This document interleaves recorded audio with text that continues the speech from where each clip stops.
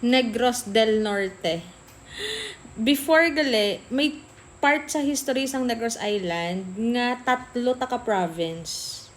Negros Occidental, Negros Oriental, Negros del Norte. Hambal diri batas pambansa bilang 885 December 3, 1985. Sang time ni kuno ni Marcos, ni Ferdinand Marcos Sr. Ang cities of Silay, Cadiz, San Carlos, Calatrava, Toboso, Escalante, Sagay, Manapla, Victorias, Ivy, Magalona, and Salvador Benedicto. 1. Silay, Cadiz, San Carlos, Calatrava, Toboso, Escalante, Sagay, Manapla, Victorias, Ivy, Magalona, Salvador Benedicto will be all northern part of the island will be a new province called Negros del Norte.